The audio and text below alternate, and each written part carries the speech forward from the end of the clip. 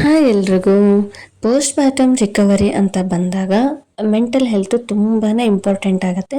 ನಂಗೆ ಯಾವಾಗಲೂ mentally good ಅನಿಸೋದು planting, ಈ ಚಿಕ್ಕ ಪುಟ್ಟ ಗಿಡಗಳನ್ನು ತಂದು ಬೆಳೆಸೋದು, ಅದೊಂಥರ ಖುಷಿ.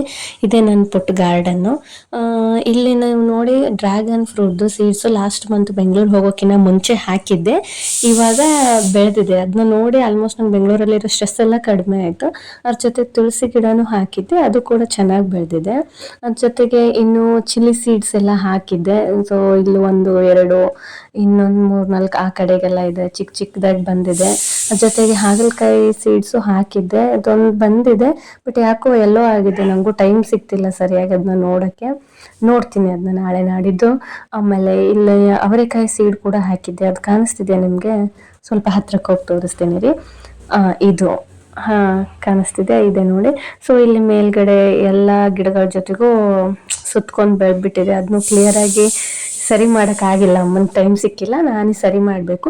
ಸೊ ನಾನು ಸ್ವಲ್ಪ ಕೂಲಾಗಿ ಇರಬೇಕು, ಮೆಂಟಲಿ ಆರಾಮಾಗಿರಬೇಕು ಅಂದರೆ I will spend my some time with this mini garden.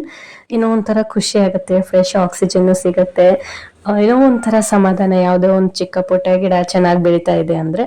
ಅದೇ ಆದ್ಮೇಲೆ ಸಂಜೆ ವಾಕಿಂಗ್ ಹೋದೆ. ಇವತ್ತು ಕೂಡ ಸಂಜೆನೇ ಆಯಿತು. ಬೆಳಗ್ಗೆ ಹೋಗಬೇಕು ಅಂದರೆ ನನ್ನ ಮಗಳನ್ನ ನೋಡ್ಕೊಳ್ಳೋ ಕೆಲಸದಲ್ಲಿ ಸಮಯನೇ ಸಿಗ್ತಿಲ್ಲ. ಸೊ ಬೆಳಗ್ಗೆ ಇಟ್ಸ್ ಹೈಲಿ ಇಂಪಾಸಿಬಲ್. ಸೊ ಸಂಜೆನೇ ಹೋಗಿದ್ದೆ. ನಿನ್ನೆ 2 ಕಿಲೋಮೀಟರ್ ಹೋಗಿದ್ದೆ, ಇವತ್ತು 3 ಕಿಲೋಮೀಟರ್ಸ್ ಹೋಗಿದ್ದೆ. ಪ್ರೆಸೆಂಟ್ಲಿ ನಾನು 64 ಇದ್ದೀನಿ. ನೋಡೋಣ ಇನ್ನು 30 ಡೇಸ್ ಚಾಲೆಂಜಲ್ಲಿ ಏನೇನಾಗುತ್ತೋ ಅಂತ. ನಾನು ನಿಮಗೆ ವೇಟ್ ಕೂಡ ರಿಸಲ್ಟ್ನ ಅಪ್ಲೋಡ್ ಮಾಡ್ತೀನಿ. So thank you, follow for more.